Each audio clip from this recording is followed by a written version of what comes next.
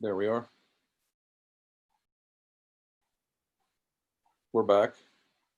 Mm-hmm. Give me a second.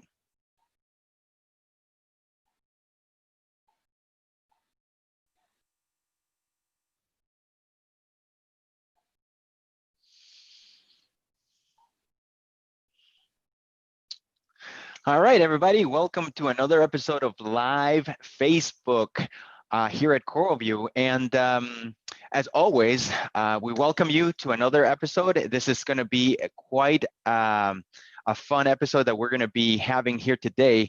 I am looking forward to this show because I love talking about reefs. I'm a big reef geek, and I can't think of anybody else to talk to that I would rather sit down and just have a conversation with. Unfortunately, Mike, everybody, we would do this on a regular basis. We'll probably be at a bar sitting, having a couple beers and maybe a burger or something like that. But, it is what it is now.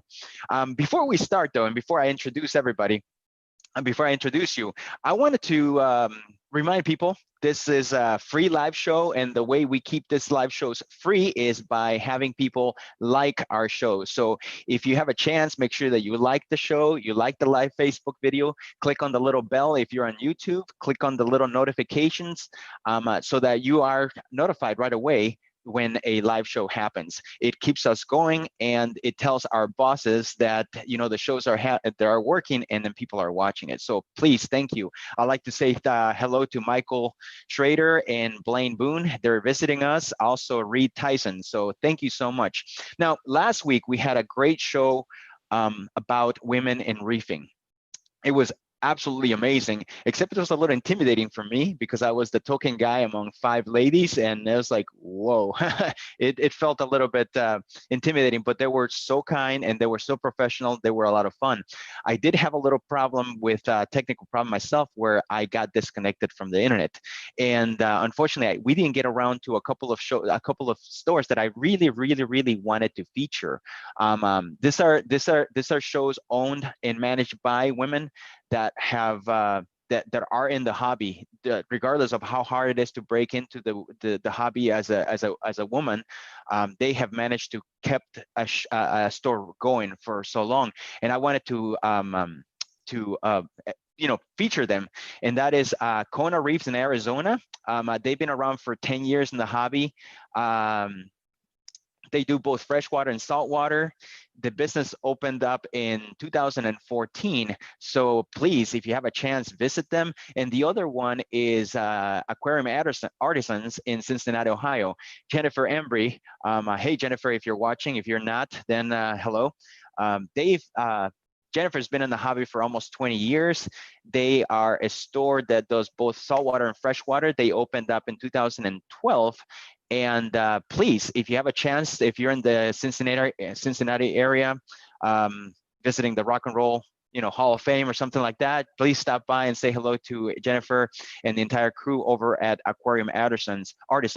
They're awesome. And again, support minority and women-owned stores, because they are just as good as anybody else. Sometimes I think they're way better, cleaner, and nicer. So we do that. Okay, so I wanted to introduce our special guest today, and our special guest is one of the North America's leading saltwater aquarists. Mike Paletta has been keeping reef aquariums since the 1980s. He's a well-known aquarist who has traveled worldwide giving presentations about various aspects in the aquarium hobby. Mike is also an author of the New Marine Aquarium and Ultimate Marine Aquariums. So, hey, Mike, how are you? Good. Always nice to talk with you, Carlos. Always. Yeah, I know.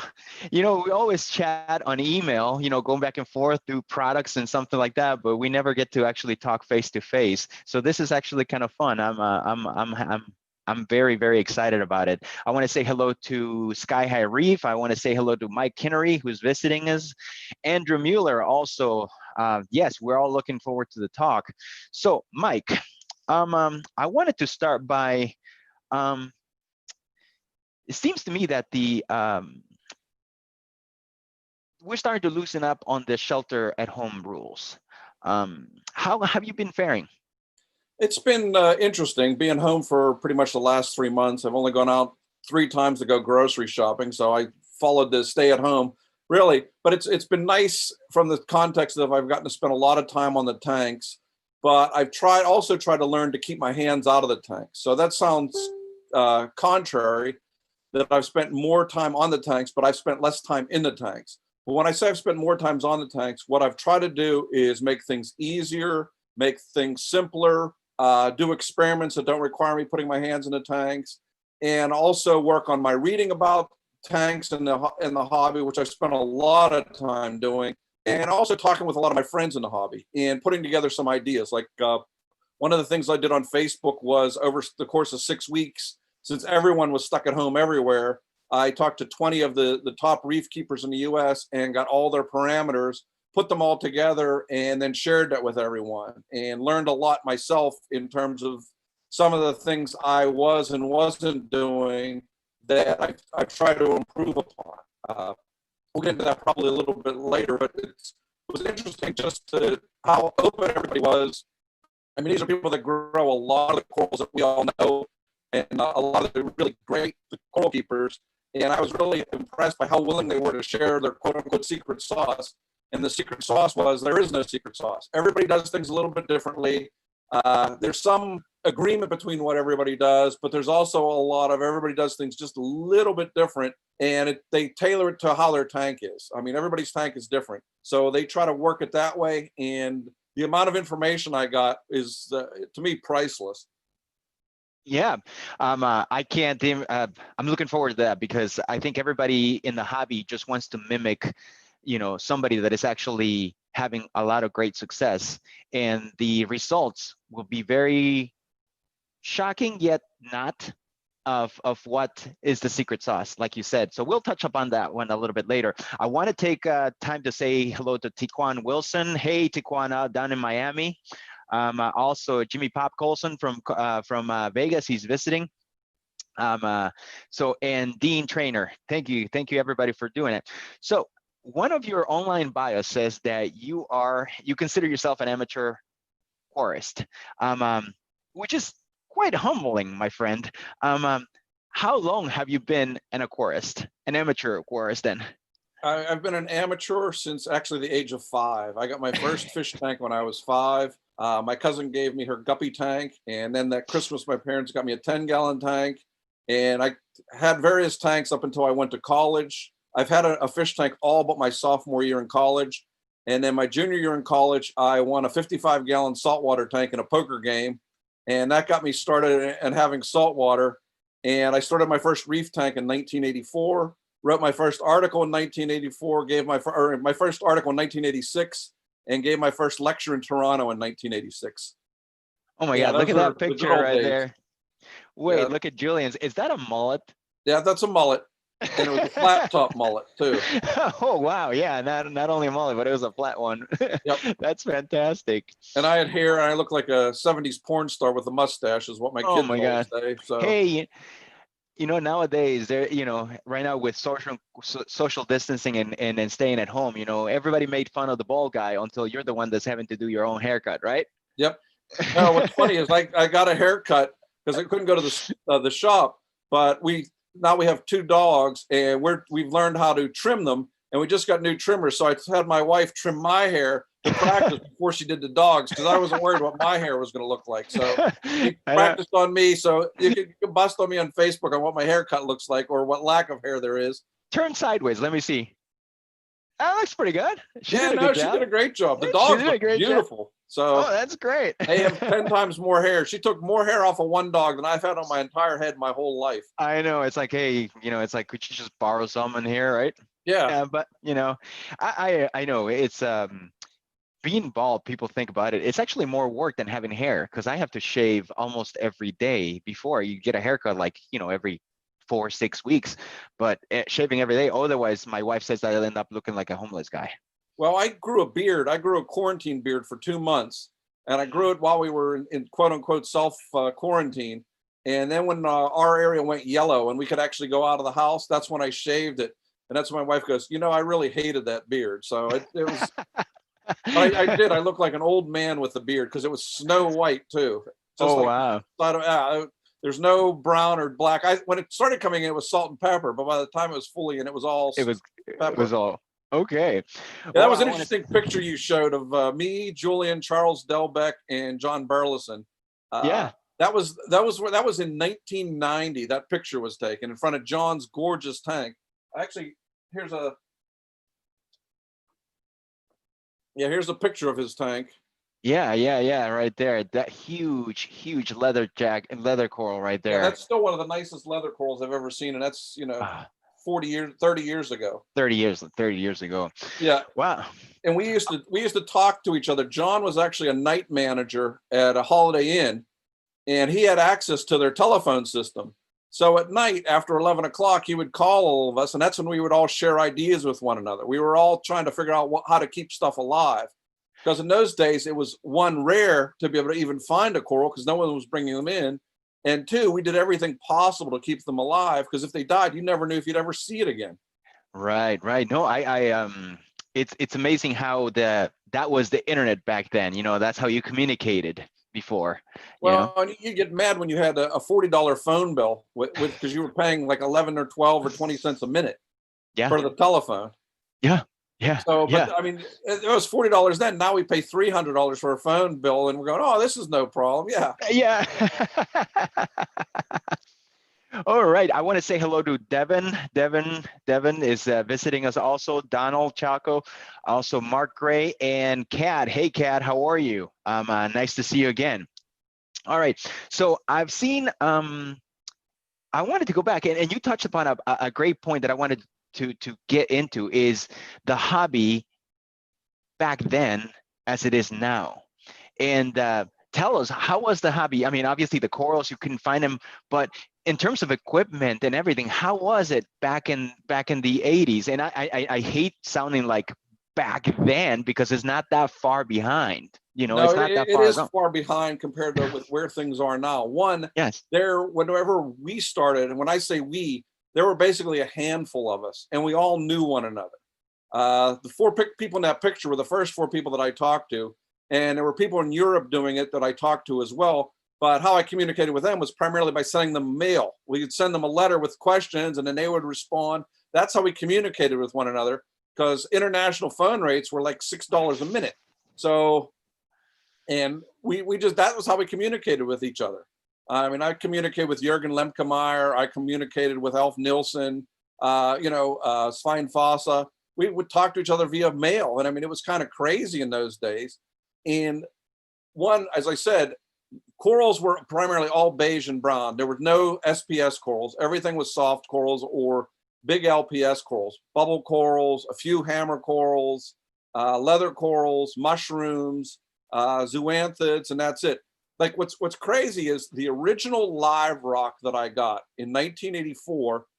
I contacted a guy in Hawaii to send me some of the rock because he advertised different things from Hawaii, but he didn't advertise live rock. I said, I want you to send me some live rock. He goes, what's that? I said, that's the dead coral skeletons that are all over the place there. He goes, okay. What he sent me were big slabs of zoanthid rock that had the most vivid red zoanthids that were the size of your index finger with bright blue centers. I have never seen them since. Obviously, I didn't keep them alive for the last 35 years, but that was what live rock was. So, and he thought I was crazy that I wanted live rock.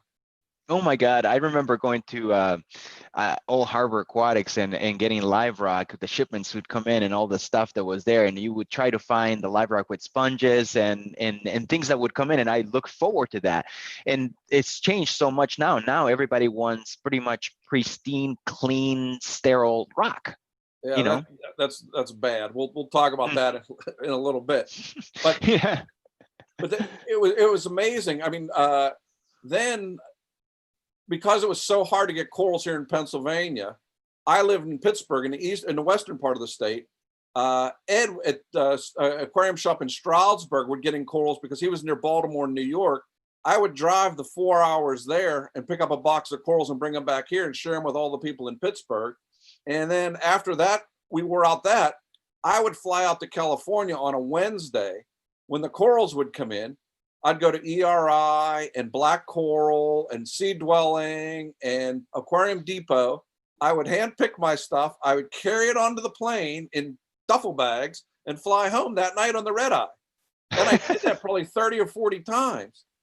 And I mean, that's how nuts it was, because you couldn't get corals in Pennsylvania. I mean, there were at that time 12 shops. There's only 4 shops left here now. But that's what we did to get corals. And we learned how to frag corals and keep corals alive, because a lot of these corals would start to die. And one of the things we learned is if you cut the living part off, particularly the soft corals, and would mount them, you could save the live flesh and get the coral regrowing. That's how we learned how to frag corals. It wasn't what it is now, where you have the tools, you have the glue. Basically, we'd take 2 little pieces of live rock, rubber band, put it together, and wait till it attached, and then you had your new coral. That's, back in those days, it was you would share corals, not to sell them, but because you wanted backups of it. You wanted to keep them alive. If I lost the coral, then I knew 3 other people had it and I would get it back. It wasn't about the money. It was about everybody helping each other out. Right. Sanjay and I have been sharing corals for 27 years. I mean, God bless Sanjay, because I've killed off enough corals doing all the different crazy experiments I do that I know they're banked over at Sanjay's. So I go and bring them back from Sanjay's, and Sanjay's has mine. And the funny part is I go to see Sanjay as often as I can. He's about 2.5 hours from here. Mm-hmm. I'll see a coral and I go, I want a frag of that. He goes, you gave me that frag. It looks so completely different in his tank a lot of the time than it does in mine, because he runs a completely different lighting schedule than I do. But for them, we run a lot of the same parameters. So it's the lighting that he runs in his tank. They look completely different. But it was also nice. We started giving talks then. And after the talk, you typically go around and see people's tanks. And when you're looking at people's tanks, you go, yeah, I'd like a frag of that and a frag of that. And you come home with 30 or 40 frags. Now I have a better chance of bringing people's kids home with me than I have of bringing frags from the tank home with me. Yeah, I actually have a couple of I think I've had 2 or 3 corals of yours in there. I have the Paletta Pasillipora. Yep. Which I like it because it doesn't butt off. So I don't end up with a whole bunch of Pasillipora frags everywhere. And I have a tort, I think. And then I know Jeremy's got a couple of them right there that we really, really like. So they're right there. Every time I see them, it's like, oh, there's Mike right there. Yeah, see, I do not name corals. I do not name things after myself. But when I was bringing them in, I would share them with people. And then when other people wanted them, they go, oh, that's the Paletta pink tip, or that's the Paletta blue, or whatever. The first name coral actually was a blue coral. I don't know if you know Leroy Headley. Okay. Or remember that name. He was one of the guys that first started large-scale propagation. Him and Dick Perrin were 2 of the guys that originally started it. Okay. And he had a facility out in Idaho, in Boise, and I would go out there once a year. And the one thing I knew about Leroy, he would never lose a coral. If he had to grow a coral from 1 polyp, he would eventually get it to grow. So like you said, we banked our corals. So what I would do is whenever I would go out, anything I found that was unique, I would bring out there because I know it was banked. Mm-hmm. Well, one time before I'm going out there, I'm going through the tank, and I had brought in some SPS corals probably 6 months before, and there was a brown one that was really dark brown. I go, this is nothing, and I put it down in the back of the tank, and I forgot about it. So then before I'm going out to see Leroy, I see this beautiful blue, the most vivid blue coral I had seen up to that point. So I broke off a nice frag of it, brought it out to Leroy. Leroy did what Leroy does. He grew it out over the years. Mm-hmm. And whenever he started giving it to people or selling it to people, they asked what it was called. He goes, that's from Mike Paletta. That's the Paletta Blue. That was the first named coral. I didn't name it after myself. And I finally got a frag of it now after probably 30 years, 25 years of not having it, because I lost mine, obviously. I got it back, and it's still out there. It's either a vermiculata or a tenuis, or a cross between a vermiculata and a tenuis. It's a really nice blue coral. It's not as blue as some of the things we see today, but for those days, it was amazing. I love it.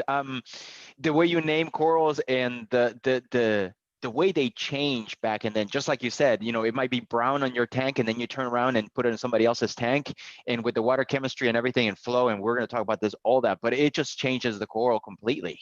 Well, in those days, we didn't have LED lights, obviously. We were all running under metal halides or VHO fluorescents. T5s weren't even in there. Oh, God, no. That was even before PCs, probably. Yeah, we started off with the Iwasaki 6500K bulb, which Sanjay still loves, because he would grow corals the size of, and then we went to 10K bulbs, and then we got the radiums. This is my old 500-gallon tank.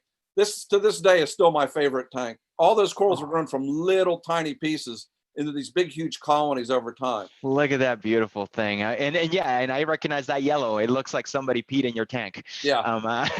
But Well, man, that tank those also lights had grew sunlight corals. going into it. When I built my old house, I had it designed so there was a southern exposure. So from May until October, the tank would get 6 hours of direct sunlight into it, and the corals went nuts under that. Obviously, they were pretty much brown because we didn't have any blue light, but they grew like weeds in that tank. Yeah. All right, I want to say hello to Dave Dockin, the CoralVue owner. He's actually joining us. Nathan Kingsbury also is joining us. Connor, hey man, how are you? I want to talk. First of all, I forgot. Oh my God, I'm gonna say hello to everybody in YouTube and everybody on Instagram because they're actually watching us on all 3 platforms. So hello everybody. We want to. I wanted to. A lot of hobbyists know you from books, print media, and print's out of fashion, but so let's call it internet articles. Right. What are you working on that is new? What are there any upcoming articles that you're gonna be releasing? I've been writing for a couple of European magazines because for whatever reason, no one has asked me to write for them in the US for a while. So I've just been writing in Europe, and I've been posting stuff on my Facebook page. Like I posted that the results from 20 people that I had and what they were doing in terms of flow, light, nutrients, trace elements, feeding the corals, literally everything you need to know. And as I said, I changed some of the things I'm doing as a result of that. Like they were all keeping their calcium levels up over 450. I was keeping it at 400. I have since bumped my calcium level up over 450. Okay. They were all running higher par than is typically recommended. Their par typically runs between 450 and 550, maybe 600 in some instances. Starting last August, or actually last July, I started doing quote unquote monthly experiments. Okay. So for last July and August, the experiment I ran was increasing the par in my tank. It was running at about 350 over the course of 2 months. Do everything slow, particularly with light. I've gradually brought it up to where it's 450 to 500 now to see what that would do. Obviously, that caused an algae bloom initially, but once the nutrients were consumed, the corals have taken off and the growth rate is significantly faster. Then in September, I started feeding nutritional yeast to see if that made any difference. Then in October, I started looking at CO2 levels in the room and in the tank and what's effect was on pH. I'm starting to look at that again now because everything had been stable, as we talked about. Now that it's summertime and everything is closed, the CO2 in the room has increased dramatically. The CO2 levels outside have increased dramatically. When I say dramatically, in the wintertime and fall, when things were colder, when I would open the windows, the CO2 in the room was 400 parts per million. Now doing the same thing, the CO2 level is 600 parts per million. So it's literally 50% higher now that it's warmer than it was in the cold. If I bring the CO2 monitor outside, it's the same. So it's not that the room has more CO2, it's that there's more CO2 outside. And I'm okay until I get to around 800, the monitor starts beeping. And once it gets over 1,000, that's when you start to see your pH start to creep down. During that month of when I was testing the CO2 and I was watching it come down as the temperatures got colder, one of the things I found was that the pH went up. Obviously, higher room CO2, lower tank pH. And up until that point, I had been running a CO2 scrubber. I was able to take that off. And what I saw was over time, the pH gradually creeped up from where I could never get it over 8.05 to then by the end of May, whenever it was still cold, it was going up to 8, dropping down to 8.3 and going up to 8.5 during the day. So it was staying high all the time. Now it's back down to dropping down to 8.2 at night and going up to 8.3, 8.35 during the day. So it's already starting to creep down as that CO2 starts to accumulate. So one of the other things I did was in March, I started adding nightly trace elements from Reef Moonshiner. What I'm always trying to find is what is the limiting factor to keep your corals from maximizing growth? Is it light? Is it flow? Is it nutrients? Is it trace elements? What is it? Because having a background in biology, you always find there's a limiting factor for something. So one of the things I wanted to do are the trace elements limiting factor. So before I started adding them, I did an ICP test.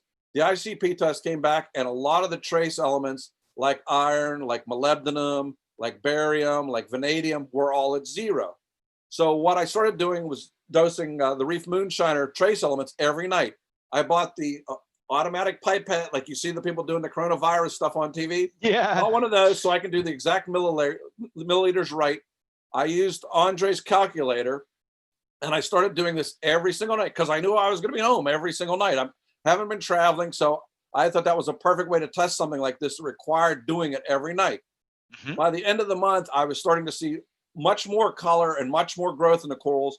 And I also saw I had been battling STN off and on. That was one of the other experiments I did in November with treating the tank with witch hazel, which we also talked about, but I'll get into that later.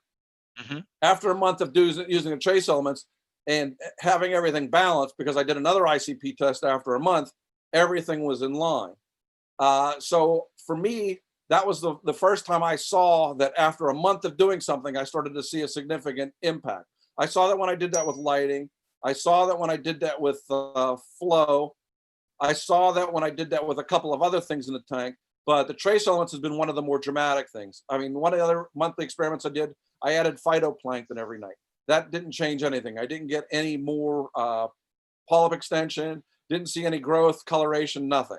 So this month, the month of May, I've been adding frozen cyclops and rotifers from a new company that makes a really high quality rotifer.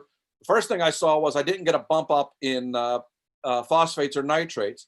The second thing I'm seeing, though, is slightly more polyp extension at night. I was seeing it, obviously, you see more at night, but now I'm seeing even more at night. So that's, to me, a good sign. That's a feeding response that I'm looking for. So, like I said, every month I'm doing something new, and I typically write up what I'm doing on Facebook. I'm looking for another outlet to write this stuff up because obviously I have, every time I think of something, I come up with a lot more things to do. I mean, one of the things, the next thing I want to do is live feeding, feed live rotifers or live baby brine shrimp.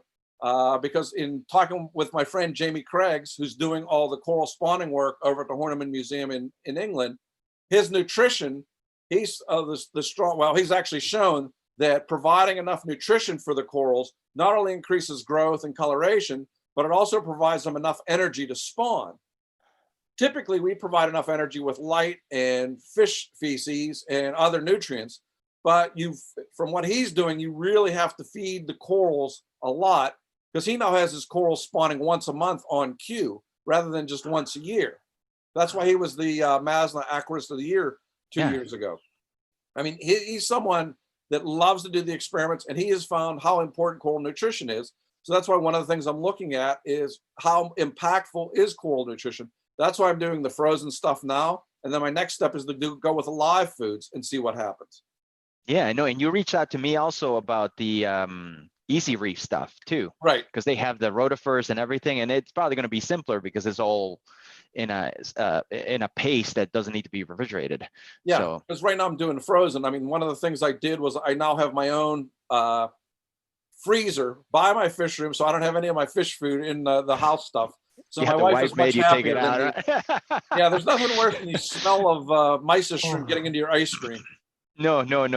Hey, why does this smell like yep? No, that's not good. This ice cream's gone bad. No, it's mysis shrimp. We know the smell. All right, so let's take a little time. Kenneth, I want to say hello to Kenneth. I want to say hello to Joe Francisco Duarte as well. I want to say hello to David Rodriguez. And you know what? Actually, we have a few old timers here in terms, not age, because there's no such thing as old timers in age, but there is they've been around the hobby. I mean, Alan has been around for 15 years. Reed has been around for 17 years. Michael, 20 years, and Michael Schrader has been around for 22 years in the hobby. I started in the hobby myself back in 1999. So I've been around for a little while too. I do have a question. Ben Porter here says that you've done experiments on PAR, and maybe you haven't done this before, but have you done any experiments on white lights compared to blue lights? Well, actually, Sanjay and I are comparing corals we got from Top Shelf, that we have them both in our tanks, the same corals. We're going to see what happens to them over time. With Sanjay, this also goes to the question before that by Ben, where he talks about increased PAR possibly causing photoinhibition. Well, Sanjay runs his lights at max. They titrate up for an hour, then they run every channel 100% for 8 hours, then they titrate down. Sanjay also keeps relatively high levels of nitrate, phosphate, and alkalinity. Last time we were there, his phosphate was 90. No, his nitrates were 90. Okay. His phosphates were 0.9. Okay. They have since gone up to 1.4, but his alkalinity has always run between 9 and 10. But Sanjay grows corals faster than any other tank I have ever seen. I say that as I said, I see Sanjay frequently and we talk all the time. And he'll say, I'm having a real problem. I had to pull out like 6 big heads of coral. They died out for this, or I had STN, or this fell into it. And I'll say, okay. I go up 2 months later. It doesn't look like any corals were ever taken out of the tank. That's how fast he's grown them. And he's been growing them like that since I've known him. In the mid to late 90s, Sanjay would grow Acropora humilis, which is the really thick branch. The big branch, yes. He would grow it into cinder blocks that literally he would have to take a huge chisel to get it out of his tank. That's how thick and fat and healthy his corals are. Yeah, yeah. So in terms of Dana Riddle's photoinhibition, I'm a firm believer in that. If the corals aren't used to it, Sanjay grows them out. One of the ways I have tried to get around that photoinhibition is I run my lights on a zigzag pattern. That is, in talking with some of my friends in Europe, they do the same thing and they're concerned about the photoinhibition. My lights gradually ramp up and then they go to a spike for roughly half an hour. Then they come down 20-25% for half an hour. Then they ramp back up to that spike for half an hour. Then they come down, and they do that for 6 hours. So in reality, they're only exposed to the maximum inhibition or the maximum light for about 3 hours. When you're out on a reef, we all think that a reef is all sunlit. There's lots of clouds. Yes. And the clouds pass over and they're causing a diminution. Also, as the sun passes across, we don't have moving lights on our tank for the most part. They used to have those little tracks. I always thought those were pretty cool, where the lights would go across the tank. Yeah. So we don't have that. So the corals don't go into shadows. They're always exposed to the same thing. They get accustomed to it. But if you ever look at your corals, none of them are in a perfect spot. And you'll see color on one side, dark on the other side. You'll see a lot of different things that you won't see on a natural reef. So in terms of inhibition, I've looked at it. And in terms of blue versus white, you can grow corals under all blue light. 3 of the people of the 20 that I included in the group grow their corals under nothing but blue light. Wow. So you can grow them under nothing but blue light. The question is, what will they look like? How fast will they grow? I mean, as Sanjay says, a photon is a photon. If you're supplying X amount of photons under white light or under blue light, some are absorbed better by the zooxanthellae, some are absorbed better by the coral, so it will impact it. But the question is, how much will it do that? Will it slow the growth rate by 20%? Or will there be some other factor that will control or reduce the growth rate? Do you have an inadequate flow, which a lot of people do? And as a result, detritus accumulates, the waste materials aren't washed off the corals. There's a lot of reasons why you're not getting the growth that you should. Even though Bulk Reef Supply did an article where they showed that flow didn't matter, I tend to disagree with that, as I've never had a tank with very low flow where the corals thrived. And when I had low flow, I tended to get a lot more brittle corals. That is, I would literally touch them and they would just frag off, versus the thicker ones tend to require more flow. They tend to grow against the water flow and they tend to grow a thicker skeleton. At least that's my opinion and my experience. Yeah. So now that brings me up to a great subject, and it's I know you are a user of the WaveEngine. Right. So, and I mean, for as long as I've known you, you are big proponent of flow. There's no way we have static, non-moving organisms that have to get rid of waste. and there's no other means. They can't shake the waste off. They can't move to a different location to move away from their own waste. Something has to wash it off, and something has to bring new water and new nutrients into it. So what do you think of flow, and what do you think of the WaveEngine with the pumps that you have? Well, I'm running the WaveEngine with 4 gyres on one side of my tank. And then on the other side of the tank, I have 3 MP60s and a pant array. So and I also have 4 other MP60s throughout the tank. So I'm running roughly 130 times the tank's volume. The tank itself is 500 gallons. I'm running 130 times. I thought that was high until I got the numbers from the 20 people. The minimum that anyone was running the flow in their tank was 60 times their tank volume. The maximum was 170 times their tank's volume. Wow. And when I have been out diving and I've tried to take pictures of a coral, very rarely could I just sit there statically and there's no movement around. No, you got to throw the hook sometimes. As hard as I can to try and take the pictures because the flow around the coral is so hard. Now, if you want to see how hard that is, put a piece of styrofoam on the top of your tank and let it blow across the top. That'll give you some idea of what the flow is. Or put something like amino acids or something in your tank and look at the flow around the tank. That will give you an idea of my tank will basically, if I put 50 milliliters of amino acids in the tank will be completely yellow in about 20 seconds. So I consider that a good flow rate, that it covers everything very quickly. Some people say you don't need flow, it doesn't do that much. The other thing that I said that I had battled was STN in the tank. And one of the places where STN was occurring was always at the bases of the coral. Whenever you have frags in your tank, and my tank, this tank has been started almost exclusively with frags. When you have that frag and you have that dead area below it, detritus tends to accumulate. Where that detritus tends to accumulate, bacteria tends to accumulate. And the bacteria may be good or may be bad. Typically it's bad. Typically it's what starts STN. So what I now do in this tank, one, I have, like I said, a ton of flow in that tank from those WaveEngines. And I follow your system. It's very simple. For the first 15 minutes of every hour from 8 o'clock until 11 o'clock, I blast all 4 gyres at maximum speed. And you can see the difference. Then after that, for the next 45 minutes, they go into a sine wave. Then at 11 o'clock, they slow down to where they're just producing 40% flow in the tank. Just like on the ocean, the flow is slowed down some. And that's typically when I feed because I don't want to push the corals out. The other interesting thing I have with the flow blows across the bottom where the pant array and the MP60s are on the bottom. Then it blows up and across where the gyres are and the WaveEngine are. You're creating that gyre around it because my overflow is not on the back of the tank. It is on this far side. So what I'm trying to do is keep the detritus in suspension so it blows it out and blows it across the top. And that way I get rid of the detritus very quickly. Even having said that, the interesting thing I found is the corals that were frags that have grown into colonies aren't accumulating the detritus around their base that the frags are doing. When the corals encrust down, it's kind of slimy and the detritus tends to blow off of it for the most part, unless they have vermitid worms, which are a whole different ballgame. Yeah, but around the dead portion of the frags that's where detritus accumulates. So every 3 days, I either go in with a ball baster or a pump, and I blow all the detritus off of the corals and into suspension and get it sucked out of the tank. Now, one of the other experiments I ran was I was running filter socks. And I wanted to see if doing this would change the frequency with which I had to change the filter socks.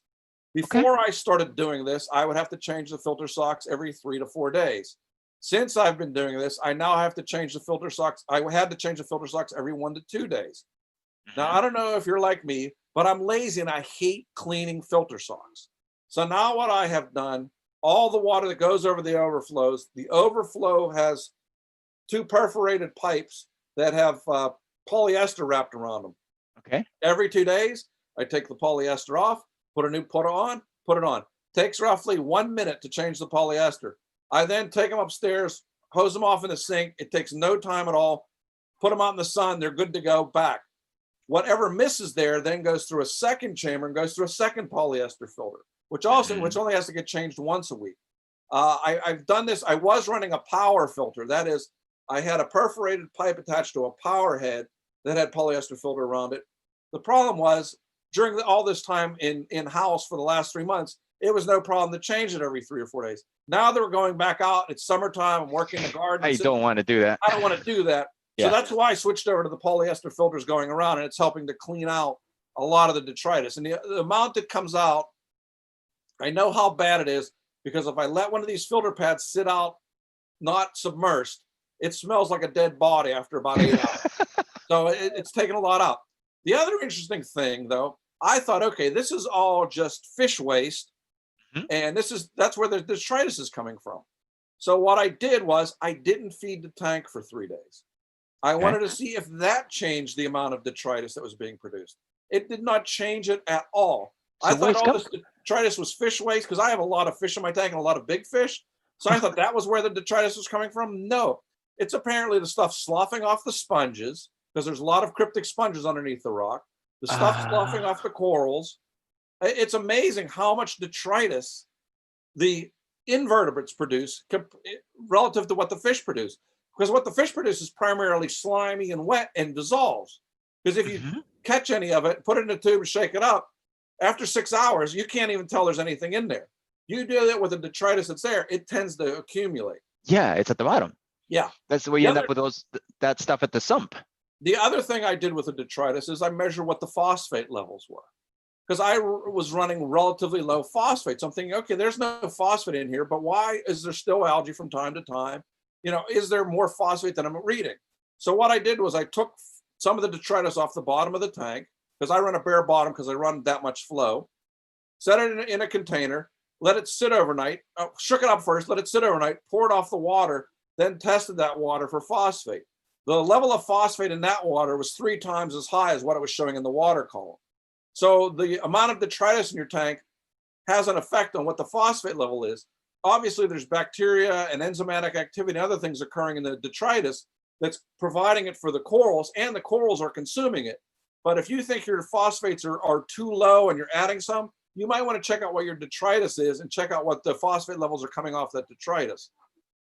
That's crazy. We have all sorts of viewers here, all sorts of experience and everything. I want to say hello to John, again, hello to everybody on Instagram, and hello to everybody on YouTube. But I wanted to give a little TLC to the newbies, So I want to know, what is it that, what would you recommend to a newbie to start in? Do you recommend start with a big tank? Do you recommend start with a large tank? And if there's a list of do's and don'ts that you would recommend to a newbie about starting in the reef tank? Yeah, I talk to a lot of newbies. I mean, that's one of the beauties of Facebook, is a lot of people contact me on there, and I try to be as helpful as I can, because as I said, I'm still an amateur. I'm still learning. That's why I consider myself an amateur in this. Because if everything was perfect, everyone would be doing everything my way, and the world would be great. But I'm still learning and I'm still trying things.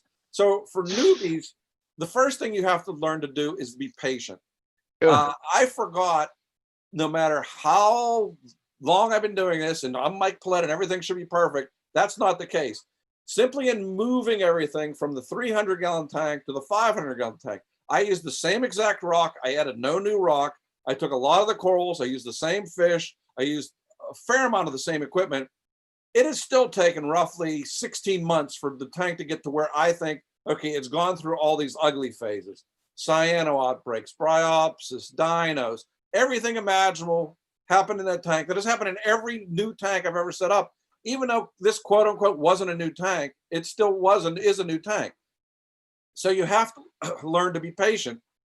And that's the hardest thing when you're new, because you see all these beautiful tanks and you go, okay, if I bring all this stuff home, it's going to look like that. No, it's not going to do that. You got to give the tank time to reach equilibrium, to stabilize, and to get your routine down.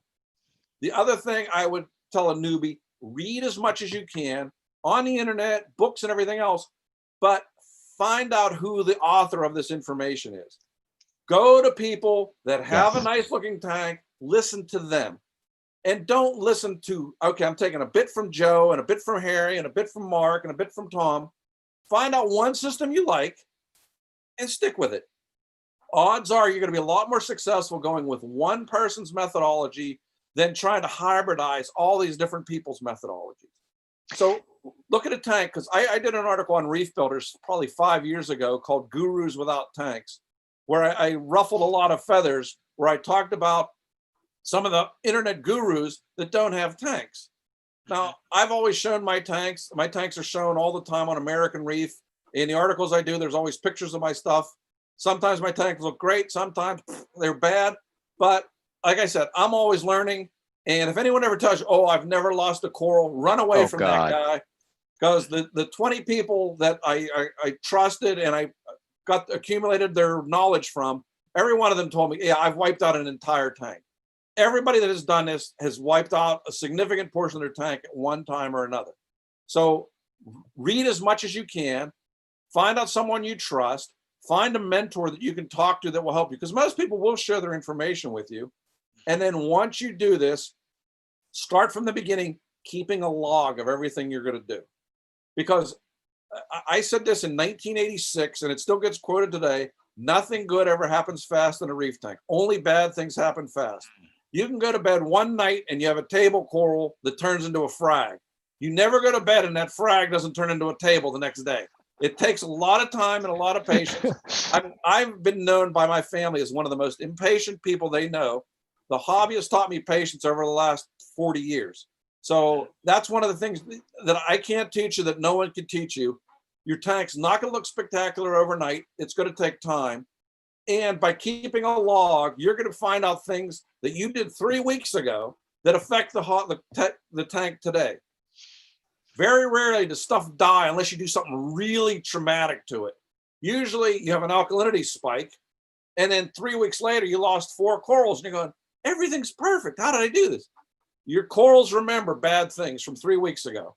So Exactly. you've got to take Now, care of that. Brings me up to ICP testing, because I know you are a big proponent of that, because it allows you to keep track of every element, everything on your tank. How often do you do ICPs? With this new tank, I was doing it every quarter. Now I'm down to doing it once a month. Okay. And I've been doing it on some of my other tanks as well. In that, I have that Elos tank that has been a disaster since day one, because I screwed up and started off with dead rock. I put in nothing, and it has taken it 2 years to finally get to the point where the corals are starting to do okay. But I've noticed that the live rock, the pristine stuff that they're doing now, it just pushes everything back. It makes everything take longer. Segue, sorry. Well, 3 years ago, Sanja and I both started new tanks at the same time, and both started them with dead rock. 6 months, 9 months, a year later, we're talking to each other going, this tank still just isn't like the other tanks. And we couldn't figure out why. And then I went to Europe and spoke to my friends there, and we conferred about dead rock, and they said the same thing. None of them were having long-term success. The corals would sit there, they'd be polyped out, they'd be colorful. They never really encrusted, even though the parameters were the same as in my other tanks, even though the light was the same, they never encrusted the same way. So now what we do is we add some sponge rock from our other tanks to get the sponges going. We add Prodibio and Vibrant and Tunzi and Dr. Tim's and Brightwell, as many different bacterial blends as we can to try to get the bacterial cultures going. We also go slow with everything, but it's still not the same. No, for whatever reason, it is not the same. And you can't get the kind of live rock that we used to get. The kind of live rock we used to get was insane. Oh my God, that was beautiful. It was like Christmas. It was like opening a Christmas gift. And my friend Jack Kent did a analysis where he cut open some of the dead rock and compared the surface area of the dead rock versus the live rock. And like 1 5-pound piece, I'm paraphrasing, 1 5-pound piece of live rock had the surface area of a football field, versus 1 piece of the dead rock had the surface area of basically a desk. So wow. A significant difference in terms of the amount of area for the bacteria to culture. So if you're using that, that's why I use Miracle Mud in that system and a couple other things, because it's just, you just don't get the kind of area for bacteria to culture on. And that's one of the things I would suggest if you're a newbie. try to find someone who's getting out of the hobby and get their live rock. Even if it's crappy live rock covered with algae, whatever, you can clean it, cure it, and restart it. It's still going to be better than the dead rock. I know that dead rock people are probably bombarding me on Facebook with bad things that, oh, but I've grown a tank. Yes, there have been people that have done it. I've not been really successful. And most of the people I know that have done it with dead rock, it has taken significantly longer and not been as fun. And as I said, I'm not the most patient man, but at 2.5 years since doing this, I'm kind of frustrated by it. Yeah, I have this tank right here. When I started with dead rock, and it's taken many years to get it to the point where I wanted to be. Until, you know, this tank is about 4 years old. I want to say hello to Tulio. Hey man, Tulio and Joy from Harbor Aquatics, since we were talking about live rock back in the day. I got lots of live rock from Joy. I also want to say hi to Metro Cat. She asked me a question about the corals grown in the sunlight tank. One of my tanks is a tank that's in the sunlight. I have 4 skylights and a southern exposure window. So this time of year, the tank gets 4 to 6 hours of natural sunlight a day, in addition to the lights that I have on it. I started it off, I wanted to grow SPS corals in the tank. So I put half a dozen SPS corals in the tank. And after 2 months, these beautiful colored SPS corals that I had under the LED lights it looked like a reef. They were brown and beige. They had lost all the coloration because for whatever reason, sunlight had washed out the colors. Yeah. So as a result, I have since gone to a soft coral tank, and the soft corals go insane in this tank. There's a singularity in a tank that has the thickness of your leg and is attached now to the bottom glass. The tank started off as a 90, and within 6 months, the rock was roughly 1 foot off the bottom. The corals had grown all to the surface of the tank. Wow. There you go. Yeah, I then went to it as a 120, and the corals now sit on the bottom of the tank and grow up to the surface of the tank. That's insane. Look at that. Those sinularias were no bigger than my hand. This is that's beautiful that thing is. Happy and open. Yeah, look at that. All right, I want to say, if you're a beginner and you want to do a soft coral tank, don't feel like you're on the outside. A soft coral tank to me is still a really nice tank. There's movement. You can get some nicely colored soft corals. What I like about that tank is the fish in that tank have been in there for a year. I'm not adding any more fish. I'm not adding anything. There's a blue face angel. There's a deep water coral beauty. There's a pair of orange spot rabbit fish. There's a bunch of wrasses. There's a couple bleeding heart anthias. There's a big blenny in there. There's a pair of hawkfish. There's a pair of orange skunk clowns. There's a bunch of anemones. Everybody there is stable and happy. And that's the ultimate tank for keeping your hands out of. That's fantastic. I love it. I love it. And they just look beautiful. I mean, they're loving the sun. I want to take the time to say hello to everybody. Again, we're live on Facebook. We're live on YouTube. We're live on Instagram. For those of you that are watching us on Instagram, Instagram has a limit of live view of an hour. So this video will stop automatically after the hour, it hits the hour. But you can continue to watch us if you move over to YouTube or if you move over to Facebook. So you don't have to miss our videos and be cut out halfway through it. So you can please watch us on YouTube or Facebook, and the videos will continue there. All right, Mike. I'm getting back to a couple of the questions you asked that I didn't fully answer yet. Okay, no. The other thing for beginners is learn to test regularly, but do not chase the numbers. Do not say, okay, Frank has a level of 470 of calcium. I want to emulate that, even though your tank and corals look nice. This alkalinity, I'm at 8.5. I need to be at 9. Or my alkalinity has dropped to 7. I'm going to bump it to 9 overnight. Do not do things like that quickly. Your tank, whenever things get bad, it tends to take time. Very rarely do you crash things quickly, but you can crash them by adding things very quickly. So don't do that if you're a beginner. The other thing I said was log everything, log your test results, log your additions of things. We've all put things in our tank. We forgot we added to the tank, and 6 months, 9 months later, you remember, oh, I put that in, whatever happened to it? So log things so you remember what you put in, because there's so many things that go into a tank. Every piece of new equipment, and log if you see a positive or negative change or no change. You changed flow, put something in. You've done it, testing, do things. like I love the technology that we now have for testing, but I don't like for monitoring, but I don't like it for manipulating things. I don't run electronics to dose things or to do anything. My lights are still primarily on old analog timers so that they're simple. So if they break, it's $9 to replace. I'd rather spend money on a Coral than on a $100 timer. I'm probably stupid that way, but they work. Also, give things time once you start to occur. You have one lighting schedule, your corals are getting used to it. You go see somebody else's tank, he has a different lighting schedule, you switch it. You go to the next tank, you switch it. Give the corals at least 6 months under things. My philosophy is every time you move a coral, it takes it 2 months to adjust to its new settings. So do not expect to see anything in 2 months, for at least 2 months with that coral. If it starts to encrust before then, you're doing something right, but don't expect miracles within the first 2 months after you move a coral. Sometimes they take longer.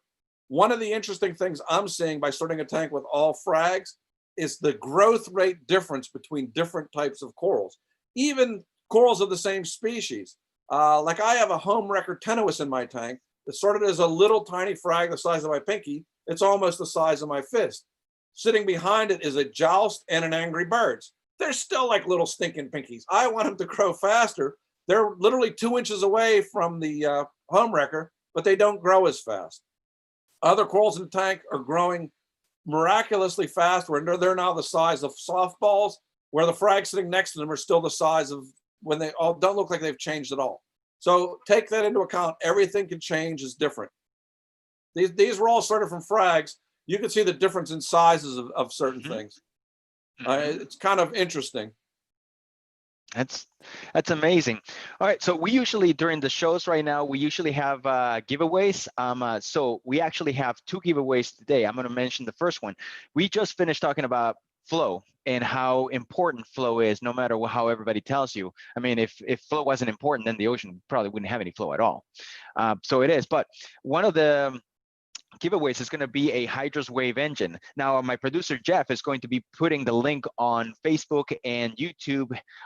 If you're on Instagram, well, if you're Instagram, again, remind you switch over to YouTube or switch over to Facebook before it's terminated. But the Hydros WaveEngine can control, monitor, and even supply power to a variety of different aquarium pumps. Now you can use the pumps from different brands together.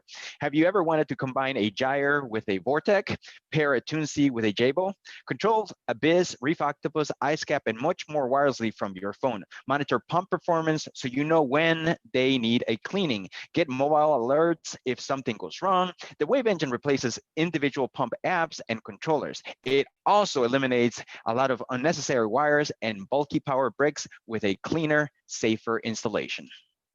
So please make sure you follow the link that Jeff is going to put online, and you can sign up for that. Mike, you talked about testing, and stability. And to me, in my experience, alkalinity has always been kind of like the heartbeat, the one that tells me if alkalinity is okay, I usually can tell that most of the other stuff is okay. What do you think? That's one of the reasons why I have the Alkatronic for measuring it, because it is great, because it tells me when my reservoir is empty, because I do dosing right now, but I'm going to be adding a calcium reactor soon, because the amount of calcium I'm using now is almost 400 milliliters a day. So it's getting to be kind of a pain to keep up with that rate. But when you start with frags and they start to take off, I mean, originally I was starting with like 70 milliliters. Now I'm at almost 400. So the tank is filling in nicely. If we do one of these again, I'll bring this downstairs to show what the tank looks like. But in terms of alkalinity, before that, I was testing every day, because I'm with you. If you get a massive bump in alkalinity or a massive plummet in alkalinity, like Sanjay can lose, if his reactor goes offline, he can drop 2 DKH points in a day. Needless to say, that's not going to be good for the corals. That's one of the reasons why he was running his DKH at 9 to 10, because if it dropped down to 7, he wouldn't have that much of an effect. If you have it at 7 and it drops 2 down to 5, you're going to have some bad experiences going on with your corals. So that's one of the benefits of the Alkatronic, and that's one of the things I like about how well it monitors. Having said that, I still test my alkalinity every Saturday morning. Saturday morning is my work on the tank morning. That's typically when I do my water changes. I test everything. I look at all the equipment. If I've got to make any adjustments, it's when I do it. Everything gets done on a Saturday morning just because I'm in the routine. So if something's off, I know it's off from the Saturday. You know, if you do something on Saturday and you test on Wednesday night, things can be dramatically different. But doing everything in a standard routine makes it a lot simpler, much more likely that I'm going to do it. And it gets easy. I mean, I can do my alkalinity, calcium, phosphate, nitrate testing in about 8 minutes. So once you get used to doing it, it's easier to do and you can do it faster and you're not wasting a lot of time. One other thing I wanted to get back to was the ICP testing, because we also have a question about it. I've used just about everybody's ICP tests. There are some variances in them, but one of the things I'm a strong believer in them is that they help you find if there's an issue. Case in point, my Elos tank has a heater in it because in the wintertime it was getting down to 72, 70 degrees. So a heater's in it, and I made some other adjustments, but the heater never came on. But the heater cracked. It cracked and water leaked into it. And while it never came on, I never felt the electric current, so I didn't know that it had cracked. There was nothing to tell me because it never came on. So all of a sudden, all the corals in there started just slowly deteriorating, and I could not figure out why. I ran all the standard tests. All the other parameters are great. I sent in an ICP test for it. The level of tungsten in the water was 8,000 times normal. This was a high-end heater that used a tungsten filament. Over the course of however long it was, it could have been 6 months, it could have been 9 months, it could have been a year. The salt water had corroded the tungsten off, and the high level of tungsten is what was killing off. So I used some of Julian's metal Zorb, some Cooper Zorb, some of the white filter pads, and got it all out. Sent in another ICP test. Now my tungsten level is back to normal. I finally put back in a few test corals. They're doing fine. But if it wasn't for an ICP test, I never would have known that it never was figured tungsten. it out. Yeah, and the same thing on my big tank. I dose iodine and strontium daily. Well, the doser I was using, the two heads had stopped working or were working intermittently. So the strontium and the iodine levels, where I'm not adding a ton of it, I'm adding 5 milliliters of my iodine solution, 20 milliliters of my strontium solution a day.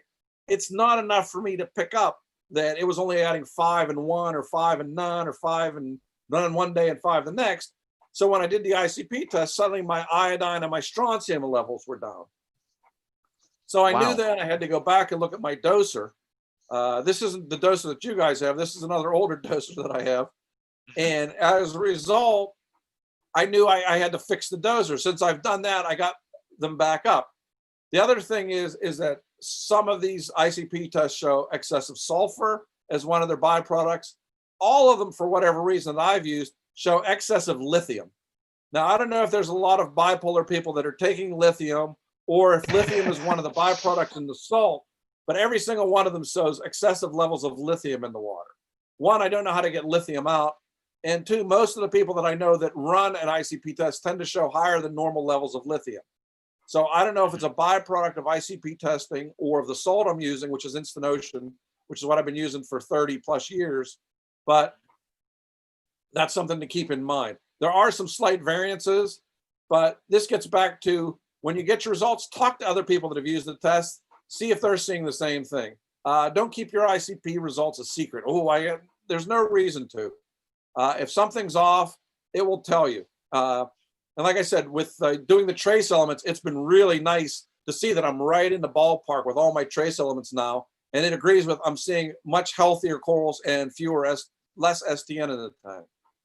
Yeah, that's the corals are healthier and they're fighting it off. Obviously, I've done other things to fight STN, dosing with witch hazel, basting the detritus out, trying to remove as much detritus and other material out of the water column, and dosing with good bacteria. So it's not just one thing that helped with the SDN. It's a multitude of things to try and resolve. It's the same thing when you're bottling cyano or dinos or bryopsis. Yeah. It's not one factor that causes it. It's a multitude of factors, and It's you have to treat it with a multitude of factors. And a lot of the times it comes down to just balance. You know, Right. It's not something that it's per se is one thing. It could be that two things are out of balance.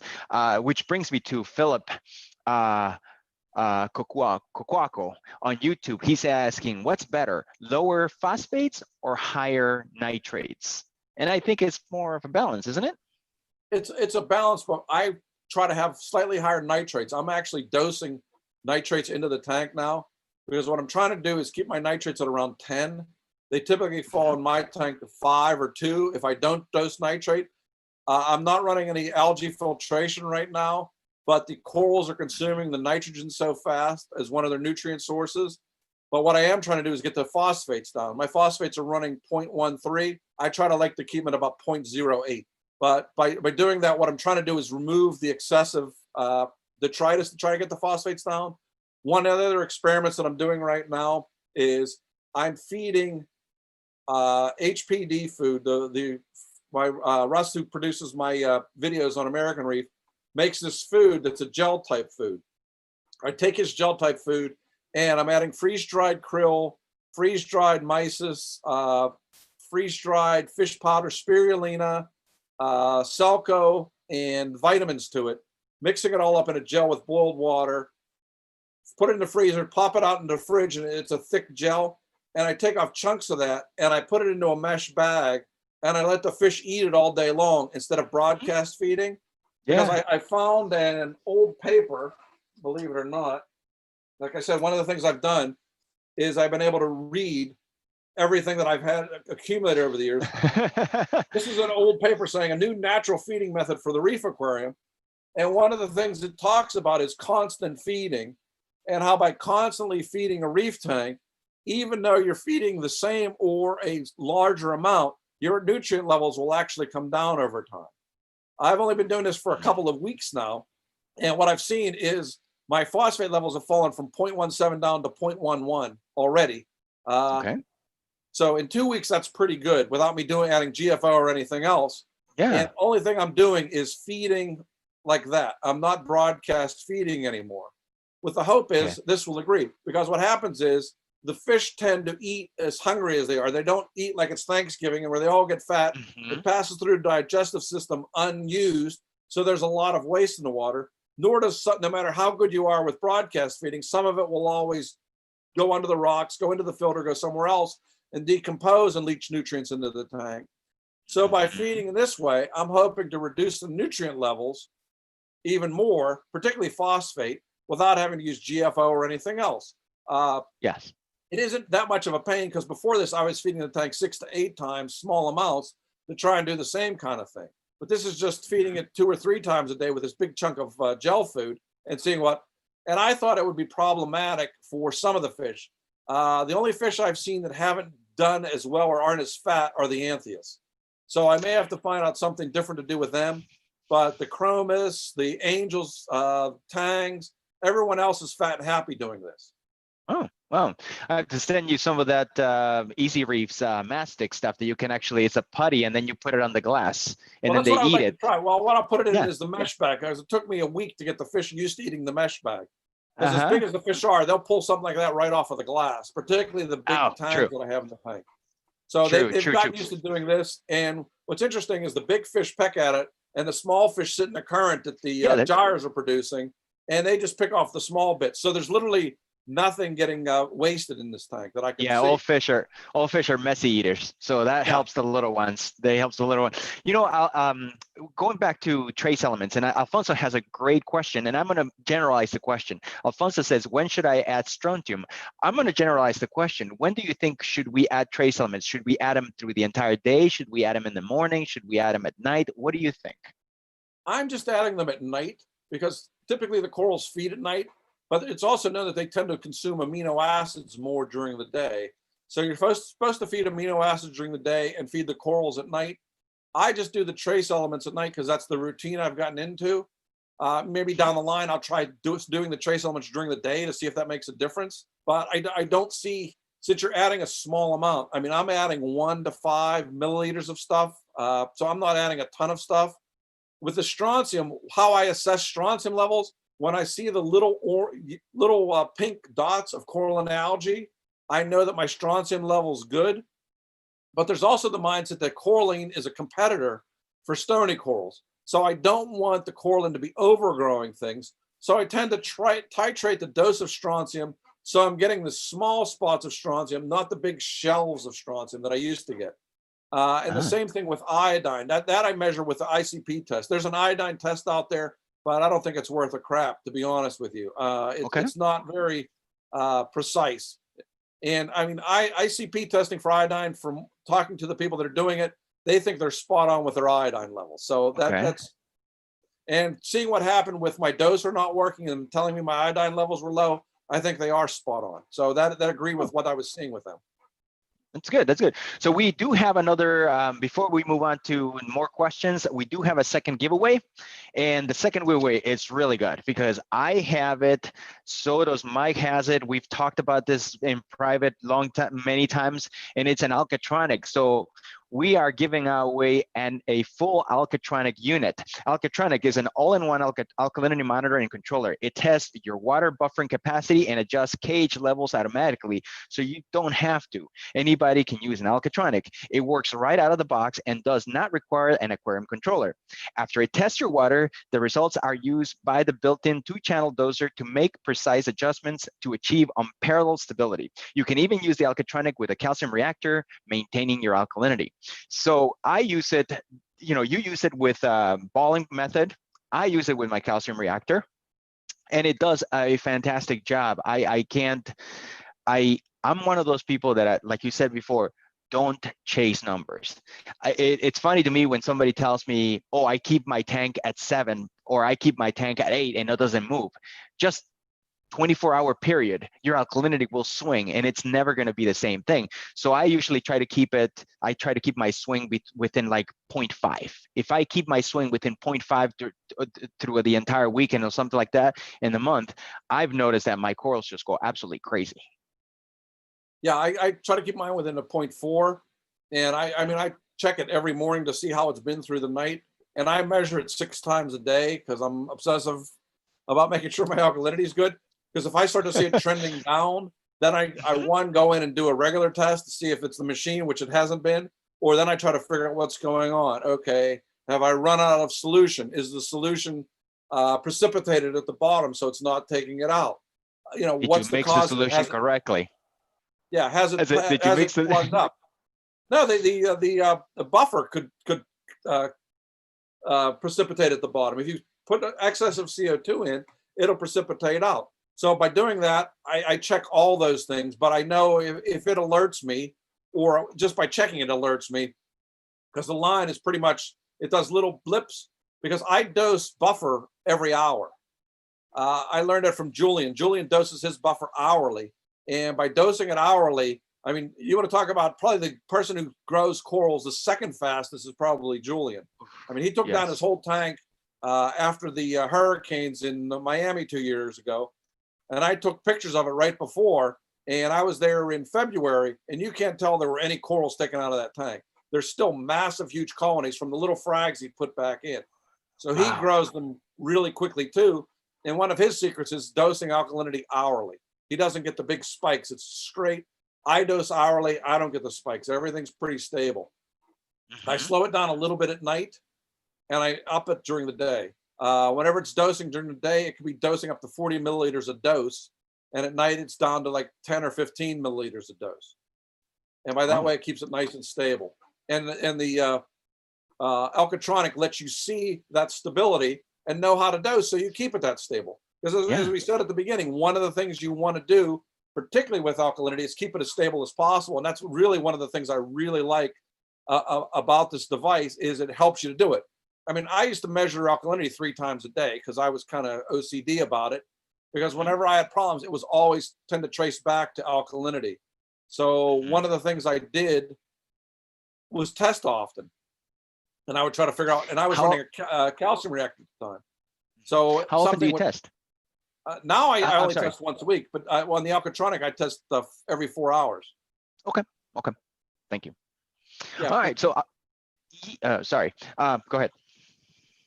So I think I have Marco Peralta. Right. Should you dose amino acids every day? I have gotten away from dosing aminos as aggressively as I used to, because one of the problems I had when I was dosing amino acids was that was when I was having STN issues, and amino acids seemed to be feeding the bacteria. Because one of the beauties of taking a log is I would log when I gave amino acids, and then I would log that I saw STN the next day. And looking back and saying, okay, I dosed it 3 times and I got STN 3 times the next day. And then I would not dose it for a week and I didn't see any. Then I would dose it once and I saw it the next day. And I'm saying, okay, that may be an issue. Or it could be a food that I was feeding that I didn't rinse well enough. Keeping a log and checking things like that. So I've gotten away from being as aggressive with the amino acids as I was. I may go back to it now that I've gotten quote unquote the STN under control, but it's never under control. But I will look at that more aggressively. Carl Ames also asked the question, what's the biggest regret I've had in reef keeping? Yeah. Great question. There's lots of regrets, but the biggest one I have was moving from the 540 gallon tank to the 1200 gallon tank. My old 540 was probably the nicest tank I have ever had and will ever see. And the corals were all grown from frags. They were some of them were the size of basketballs and still just as healthy. I could work in the tank very easily.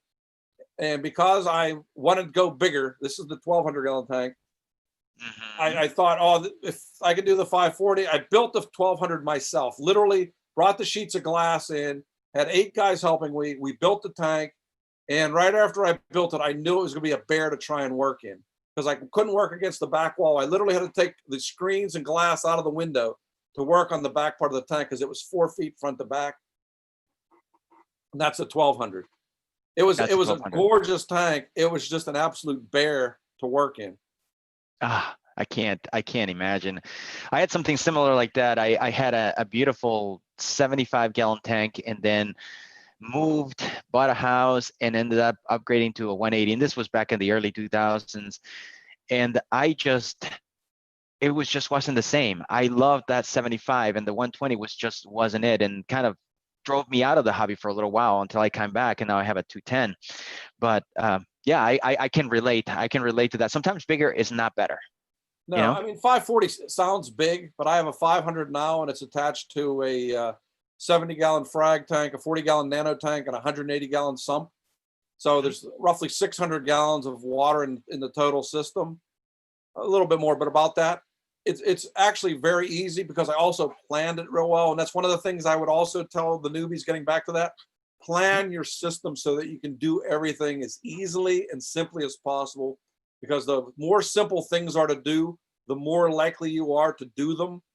If something requires you being a 15-year-old gymnast where you have to convolute to reach under and turn stuff and take stuff out, like in my 300 gallon tank, it used to take an hour and a half to take the skimmer top off to clean it because there was no space. It was all jammed in and it was ridiculous. In this new tank, the skimmer sits away. It takes 5 minutes to clean the skimmer out. So guess how often the skimmer gets cleaned? 3 times a week. In the old tank, we get cleaned once a month because it was just such a bear. So guess what? The skimmer's much more effective, much more efficient. Right. So for a newbie, make things simple, make them that you can get to them.